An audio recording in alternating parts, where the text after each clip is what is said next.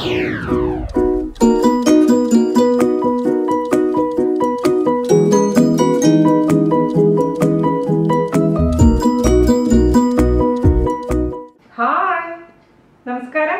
എന്തൊക്കെ വിശേഷം? എല്ലാവരും സുഖം തന്നെ വിശ്വസിക്കുന്നു. ഞങ്ങളിവിടെ സുഖമായിരിക്കുന്നു. അപ്പോൾ ഞാനിന്ന് വന്നിരിക്കുന്നത് സിമ്പിൾ ആയിട്ടുള്ള ഒരു ദോശയുടെ റെസിപ്പി ആയിട്ടാണ്. നിങ്ങൾ കുറേ പേര് എൻ്റെ അടുത്ത് റിക്വസ്റ്റ് ചെയ്തിട്ടുണ്ടായിരുന്നു ബ്രേക്ക്ഫാസ്റ്റ് റെസിപ്പീസ്. ഇപ്പോൾ കുറച്ച് നാളായി വിനിച്ചേച്ച് ഇട്ടിട്ടുണ്ട്. ശരിയാണ്. അപ്പോൾ ഈ ദോശയുടെ പ്രത്യേകത എന്താണെന്ന് വെച്ച് കഴിഞ്ഞാൽ ഇൻസ്റ്റന്റ് ആണ്. നമുക്ക് എപ്പോൾ വേണമെങ്കിലും ഉണ്ടാക്കിയെടുക്കാൻ പറ്റുന്ന നമ്മുടെ അരിപ്പൊടി വെച്ചിട്ടുള്ള ദോശയാണ്. നമ്മൾ പത്തിരിയൊക്കെ ഉണ്ടാക്കില്ലേ, പത്തിരി ഉണ്ടാക്കാൻ കുറച്ച് സമയം എടുക്കും. പക്ഷെ ഈ ദോശ പത്തിരിയുടെ തന്നെ ഏകദേശം ടേസ്റ്റ് തന്നെയാണ്. പക്ഷെ ഉണ്ടാക്കാനോ അത്രയും ഈസിയാണ്. നിങ്ങളെല്ലാവരും ഉണ്ടാക്കി നോക്കണം. പിന്നെ എല്ലാ ഡീറ്റെയിൽസും ഞാൻ വീഡിയോയിൽ പറഞ്ഞിട്ടുണ്ട്. അതായത് ഇപ്പോൾ ഓരോ അരിപ്പൊടി അനുസരിച്ചും ഇപ്പോൾ നമ്മളിപ്പോൾ എക്സാമ്പിൾ പറയുകയാണെങ്കിൽ നിറപറ, അതുപോലെ തന്നെ ഡബിൾ ഹോസ്, അങ്ങനെ കുറെ ബ്രാൻഡ്സ് ഇല്ലേ. അപ്പോൾ നമ്മൾ ഓരോരുത്തരും വാങ്ങിക്കുന്ന അരിപ്പൊടിയുടെ ബ്രാൻഡ് അനുസരിച്ചും നമ്മൾ ചേർക്കുന്ന വെള്ളത്തിന്റെ അളവിൽ നല്ല വ്യത്യാസം വരും. അപ്പൊ ഞാൻ ഇത്ര വെള്ളം ചേർത്തു എന്ന് വെച്ചിട്ട് നിങ്ങൾക്ക് അതായിരിക്കില്ല ചിലപ്പോൾ വെള്ളത്തിന്റെ അളവ്. അത് പ്രത്യേകിച്ച് ശ്രദ്ധിക്കണം. അപ്പോൾ അതിനനുസരിച്ച് പക്ഷെ കൺസിസ്റ്റൻസി ഞാൻ അതിൽ കാണിച്ചു തന്നിട്ടുണ്ട്. അതുപോലെ ആ കൺസിസ്റ്റൻസി ആവുന്ന വരെ വെള്ളം ഒഴിക്കുക. ഓക്കെ. അപ്പോൾ മാത്രമല്ല 1/2 ഗ്ലാസ് ആദ്യം ചെയ്ത് നോക്കുക. അപ്പോൾ നിങ്ങൾക്ക് ഏകദേശം പിടികിട്ടും. അതിനുശേഷം പിന്നെ കൂടുതൽ അളവുകൾ ചെയ്യുക. അപ്പോൾ എല്ലാവരും തയ്യാറാക്കി നോക്കണം. പഞ്ഞി പോലുള്ള പൂ പോലുള്ള നല്ല ടേസ്റ്റി ആയിട്ടുള്ള ദോശ. അതിനുശേഷം ഫീഡ്ബാക്ക് പറയാൻ മറക്കരുത്. നിങ്ങൾക്ക് ഈ വീഡിയോ ഇഷ്ടപ്പെടുകയാണെങ്കിൽ ഷെയർ ചെയ്യാനും അതുപോലെ തന്നെ ലൈക്ക് ചെയ്യാനും മറക്കരുത് കേട്ടോ. അപ്പോൾ ഒട്ടും താമസിക്കുന്നത് നമുക്ക് എങ്ങനെയാണ് ഇൻസ്റ്റന്റ് ആയിട്ടുള്ള അരി ദോശ തയ്യാറാക്കാം എന്ന് നോക്കിയിട്ട് വരാം. ഓക്കെ. അപ്പോൾ നമുക്ക് നല്ല പൂ പോലുള്ള അരിപ്പൊടി ദോശ ഉണ്ടാക്കിയെടുക്കാം. അതിനുവേണ്ടി ഞാനിവിടെ ആദ്യം എടുത്തിരിക്കുന്നത് 1/2 ഗ്ലാസ് നല്ല നൈസായിട്ടുള്ള വറുത്ത പൊടി. അതായത് നമ്മൾ ഇടിയപ്പം ഉണ്ടാക്കാനും അതുപോലെ തന്നെ അപ്പം ഉണ്ടാക്കാനൊക്കെ ഉപയോഗിക്കുന്ന പൊടിയാണ്. ഞാനിപ്പോൾ ഡബിൾ ഹോസിൻ്റെ ബ്രാൻഡാണ് ഉപയോഗിച്ചിരിക്കുന്നത്. നിങ്ങളുടെ കയ്യിലുള്ളത് ഏത് പൊടിയാണെങ്കിലും ഉപയോഗിക്കാം. അപ്പോൾ നിങ്ങളുടെ കയ്യിൽ വറുത്ത പൊടി അല്ലെങ്കിൽ ജസ്റ്റ് ഒന്ന് ഒരു 2 മിനിറ്റ് മീഡിയം ഫ്ലെയിമിലിട്ടൊന്ന് ഫ്രൈ ചെയ്തെടുത്തോളൂ. അപ്പോഴാണ് പെർഫെക്റ്റ് ആയിട്ടുള്ള ടേസ്റ്റ് കിട്ടുള്ളൂ. എന്താ പറയുക, നല്ല ടൈറ്റ് ആയിട്ടാണ് 1/2 ഗ്ലാസ് പൊടി എന്ന് പറഞ്ഞേക്കുന്നത്. ലൂസായിട്ടുള്ളതല്ല. എന്താ പറയുക, ഞാൻ അമർത്തി വെച്ചിട്ടുണ്ട് ഈ പൊടി. ഓക്കെ. അപ്പോൾ 1/2 ഗ്ലാസ് പൊടി ഞാൻ ഒരു പാത്രത്തിലോട്ട് അങ്ങ് ഇട്ട് കൊടുക്കുക. ഇപ്പോൾ ചെറിയൊരു അളവാണ് നിങ്ങൾക്ക് കാണിച്ചു തരാൻ പോകുന്നത്. നമുക്കതിലോട്ട് ആവശ്യത്തിന് അങ്ങ് ഉപ്പിട്ട് കൊടുക്കാം. അത് നന്നായിട്ട് അങ്ങ് മിക്സ് ചെയ്ത് കൊടുക്കുക. ഇപ്പോൾ ചെറിയ അളവിൽ നിങ്ങൾ ആദ്യം ഉണ്ടാക്കി നോക്കൂ. ഇനി നമുക്കിതിലോട്ട് ചൂടുവെള്ളമാണ് ഒഴിച്ചു കൊടുക്കേണ്ടത്. ഞാനിപ്പോൾ ഇവിടെ 1 ഗ്ലാസ് ചൂടുവെള്ളം എടുത്തിട്ടുണ്ട്. അത് നമുക്ക് കുറച്ചിലേക്ക് ഒഴിച്ചു കൊടുക്കാം. ഓക്കെ. പ്ലാസ്റ്റിക്കിൻ്റെ ഗ്ലാസ്സിൽ എടുക്കേണ്ടതെന്ന് വെച്ചിട്ടുണ്ടെങ്കിൽ ഞാൻ ഇതിൻ്റെ ഇതേപോലത്തെ ഗ്ലാസ്സിൽ എടുത്തിരിക്കുന്നത്. പക്ഷേ അളവൊക്കെ സെയിം തന്നെയാണ്. ആദ്യം നമുക്കിതിലേക്ക് ഒരു 1/2 ഗ്ലാസ് വെള്ളം ഒഴിച്ചു കൊടുക്കുക. എന്നിട്ട് നന്നായിട്ട് അങ്ങ് മിക്സ് ചെയ്തെടുക്കുക. അപ്പോൾ ഈ ചൂടുവെള്ളത്തിൽ കിടന്നിട്ട് നമ്മുടെ പൊടിയൊക്കെ നന്നായിട്ട് അങ്ങ് കുക്കായിക്കോളും. അപ്പോൾ മൊത്തത്തിൽ നമുക്ക് 1 ഗ്ലാസ് വെള്ളം ഒഴിച്ചു കൊടുക്കാം. ഞാനിപ്പോൾ കെറ്റിലാണ് ചൂടുവെള്ളം ഉണ്ടാക്കിയത്. അപ്പോൾ നിങ്ങൾക്ക് കെറ്റിലില്ല എന്നുണ്ടെങ്കിൽ സാധാരണ അടുപ്പത്ത് ഒരു പാത്രത്തിൽ വെള്ളം ചൂടാക്കി ഇതിലേക്ക് അങ്ങ് ഒഴിച്ചു കൊടുക്കാം. അത് എന്തിനാണെന്ന് വെച്ച് കഴിഞ്ഞാൽ നന്നായിട്ട് നമ്മുടെ ഈ പൊടി കുക്കാൻ വേണ്ടിയിട്ടാണ് ആ ചൂടുവെള്ളത്തിൽ ഒഴിക്കാൻ പറയുന്നത് കേട്ടോ. അപ്പോൾ നന്നായിട്ട് അങ്ങ് മിക്സ് ചെയ്ത് കൊടുക്കുക. ഈ സമയം കൊണ്ട് ഈ പൊടിയുടെ ആ പച്ച സ്മെല്ലൊക്കെ നന്നായി മാറിക്കോളും. ഇനി നമുക്കിതിലേക്ക് ഒഴിച്ചു കൊടുക്കേണ്ടത് ചൂടാറിയ വെള്ളമാണ്. അതായത് പച്ചവെള്ളം ഒഴിക്കാം, അതല്ലെങ്കിൽ തിളപ്പിച്ചാറിയ വെള്ളം ഒഴിച്ചാലും കുഴപ്പമില്ല. ഞാനിപ്പോൾ തിളപ്പിച്ചാറിയ വെള്ളമാണ് ഇതിൽ ഒഴിക്കാൻ പോകുന്നത്. അപ്പോൾ ഈ ഒരു കൺസിസ്റ്റൻസിയാണ് ഇപ്പോൾ നമ്മുടെ 1 ഗ്ലാസ് വെള്ളം ഒഴിച്ചപ്പോഴുള്ളത്. ഇനി നമുക്ക് കുറച്ചും കൂടെ വെള്ളം ഒഴിച്ചു കൊടുക്കണം. കുറച്ചും കൂടെ ലൂസായിട്ടുള്ള കൺസിസ്റ്റൻസിയാണ് ഇതിന് വേണ്ടത്. അപ്പോൾ കൺസിസ്റ്റൻസി ലൂസാക്കാൻ വേണ്ടി നമുക്കിതിലേക്ക് ഒരു 1/4 ഗ്ലാസ് വെള്ളം ഒഴിച്ചു കൊടുത്തിട്ടുണ്ട്. നന്നായി അങ്ങ് മിക്സ് ചെയ്യാം. ഞാനിതിലേക്ക് ഒരു അല്പം പഞ്ചസാര ചേർക്കും, ഒരു നുള്ളു മാത്രം. അതൊരു ടേസ്റ്റ് കൂടാൻ വേണ്ടി മാത്രമാണ്. നിങ്ങൾക്ക് താല്പര്യമില്ലെങ്കിൽ നമുക്ക് പഞ്ചസാര ഇടണ്ട. പിന്നെ നിങ്ങൾക്ക് ഇതിലേക്ക് വേണമെന്നുണ്ടെങ്കിൽ അല്പം ജീരകം പൊടിച്ചതിടാം, അല്ലെങ്കിൽ മൊത്തത്തിൽ ജീരകമായിട്ട് ഇടാം. അതൊക്കെ താല്പര്യം അനുസരിച്ച് മാറ്റം വരുത്തും. പക്ഷേ ഞാനിപ്പോൾ ഇതിലേക്ക് വെറും ഉപ്പും പഞ്ചസാരയും പൊടിയും മാത്രം ചേർക്കുന്നുള്ളൂ. വേറെ എക്സ്ട്രാ ഇൻഗ്രീഡിയൻസ് ഒന്നും ചേർക്കുന്നില്ല. ഇപ്പോൾ ഈ ഒരു കൺസിസ്റ്റൻസി വന്നിട്ടുണ്ട് കേട്ടോ.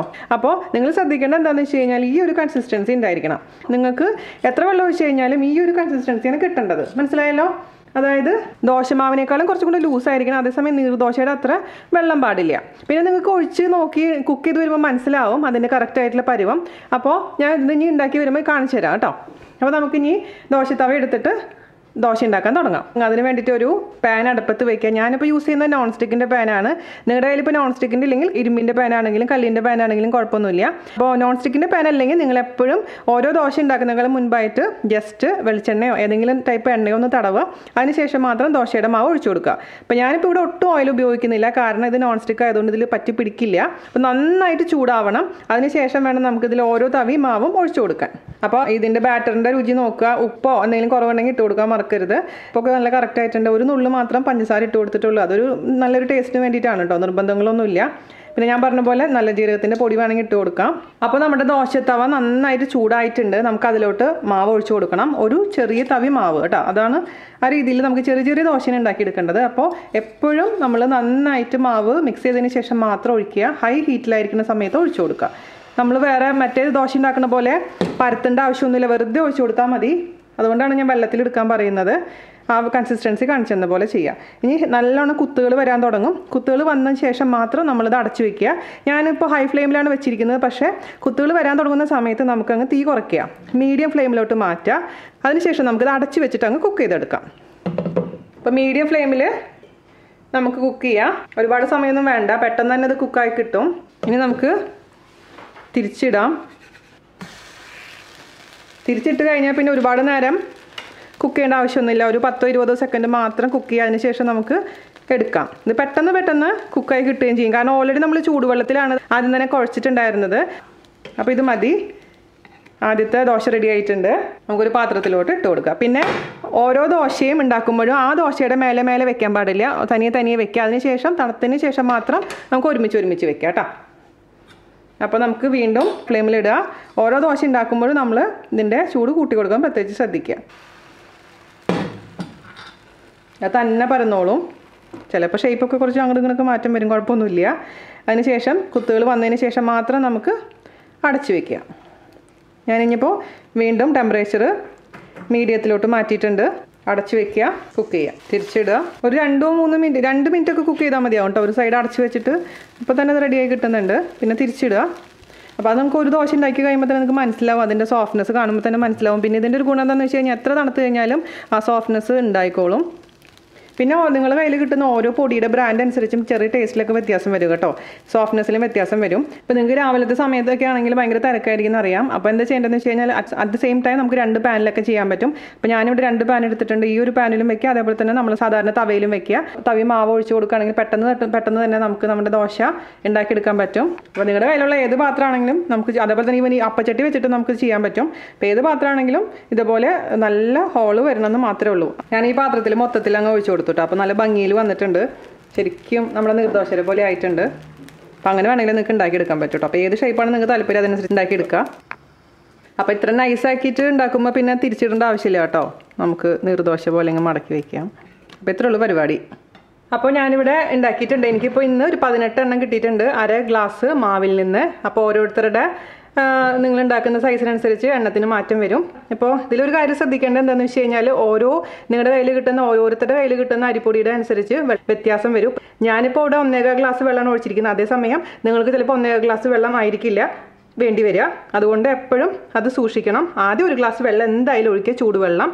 അതിനുശേഷം ഇതൊന്ന് ലൂസാക്കി എടുക്കുക. അപ്പോൾ ഒഴിക്കുന്ന വെള്ളത്തിൻ്റെ അളവ് ബാറ്ററിൻ്റെ കൺസിസ്റ്റൻസി നോക്കിയിട്ട് തീരുമാനിക്കുക. നിങ്ങൾ ഒരെണ്ണം ഉണ്ടാക്കി നോക്കുക. അപ്പോൾ നിങ്ങൾക്ക് മനസ്സിലാവും. വെള്ളം കൂടുതൽ വേണമെന്നുണ്ടെങ്കിൽ കുറച്ചും കൂടി അധികം ഒഴിച്ചു കൊടുക്കുക. അതേസമയം വെള്ളം കൂടിപ്പോയെന്ന് വിചാരിക്കുക, അപ്പോഴും ടെൻഷൻ്റെ ആവശ്യമൊന്നുമില്ല. നമ്മൾ കുറച്ച് അരിപ്പൊടി ഇട്ട് കൊടുത്തിട്ട് മിക്സ് ചെയ്ത് കൊടുത്താൽ മതി കേട്ടോ. അപ്പോൾ എന്തിനും നമുക്ക് സൊല്യൂഷൻ ഉണ്ട്, അത് ആലോചിച്ച് ടെൻഷൻ്റെ ആവശ്യമില്ല. അപ്പോൾ ഞാനിതൊന്ന് ടേസ്റ്റ് നോക്കിയാലോ. ഇതിൻ്റെ ടെക്സ്ചർ കണ്ടോ, നോക്കി, തളർന്നിരിക്കുന്ന അപ്പമാണിത്. ഭയങ്കര സോഫ്റ്റാണ്. ഇതിപ്പോൾ എത്ര തണുത്ത് കഴിഞ്ഞാലും ഈ സോഫ്റ്റ്നെസ്സിന് ഒരു മാറ്റവും വരില്ല. അപ്പോൾ നിങ്ങൾക്കിപ്പോൾ രാവിലെ ഉണ്ടാക്കി ബാക്കിയുള്ള അപ്പമാണെങ്കിലും അങ്ങനെ തന്നെ ഇരുന്നോട്ടെ, കാസറോളിൽ വെച്ച് കഴിഞ്ഞാലും കുഴപ്പമില്ല. പിന്നെ നിങ്ങൾക്കിപ്പോൾ നാളെയാണ് അപ്പം ഉണ്ടാക്കേണ്ടതെന്നുണ്ടെങ്കിൽ ഇന്നിപ്പോൾ മാവ് ബാറ്റർ ഉണ്ടാക്കി വെച്ചിട്ട് നാളെ ഉണ്ടാക്കിയെടുക്കാവുന്നതേ ഉള്ളൂ. പക്ഷേ ഞാൻ എപ്പോഴും അപ്പം ഉണ്ടാക്കിയെടുക്കാറ്. അപ്പോൾ ജസ്റ്റ് ഒന്ന് ടേസ്റ്റ് ചെയ്ത് നോക്കിയാലോ. അത്രയും സോഫ്റ്റാണ്. ഞാനെപ്പോഴും മുട്ടക്കറിയാണ് ഉണ്ടാക്കിയിരിക്കുന്നത് ഇതിൻ്റെ കൂടെ കഴിക്കാൻ. സൂപ്പർ കോമ്പിനേഷനാണ്. നമ്മൾ പത്തിരി ഉണ്ടാക്കുന്ന ബുദ്ധിമുട്ടും ഇല്ല, അതേസമയം അതേ ടേസ്റ്റും അതിനേക്കാൾ ഏറെ ടേസ്റ്റോട് കൂടി നമുക്ക് കഴിക്കാം. ഞാനൊരു വായ കഴിക്കട്ടെ കേട്ടോ, നിങ്ങളുടെ അനുഭവത്തോട് കൂടിയിട്ട്. എൻ്റെ അമ്മച്ചി ഒരു രക്ഷയില്ല കേട്ടോ, കഴിച്ചുകൊണ്ടേ ഇരിക്കാൻ തോന്നും. നീർദോശ ഉണ്ടാക്കുന്ന പരിപാടിയുടെ അത്രേ പാടുമില്ല. ഈസി പീസി ആയിട്ട് നമുക്ക് എപ്പോൾ വേണമെങ്കിലും ഇത് നിങ്ങൾക്ക് വിശക്കുന്ന സമയത്ത് ഓടി പോയിട്ട് ഉണ്ടാക്കിയെടുക്കാൻ പറ്റുന്നൊരു ദോശയാണിത്. ഇതിൻ്റെ കൂടെ മുട്ട റോസ്റ്റൊക്കെ ഉണ്ടാക്കിയെടുക്കാൻ മടി തോന്നുകയാണെങ്കിൽ ഞാൻ കഴിഞ്ഞ ദിവസം ഉണ്ടായിരുന്ന മുളക് ചമ്മന്തി ഇല്ലേ, മുളക് ചമ്മന്തി ആയാലും നമുക്ക് നല്ല കോമ്പിനേഷനാണ്. അപ്പോൾ എന്താണെങ്കിലും നിങ്ങൾ ട്രൈ ചെയ്ത് നോക്കുക. അതിനുശേഷം അഭിപ്രായം പറയാൻ മറക്കരുത്. അപ്പോൾ ഞാനിത് കഴിച്ചുകൊണ്ടേ ഇരിക്കട്ടെ. അപ്പോൾ അടുത്ത അടിപൊളിയായിട്ടുള്ള റെസിപ്പി ആയിട്ട് വരുന്നവരെ നന്ദി, നമസ്കാരം. Thank you.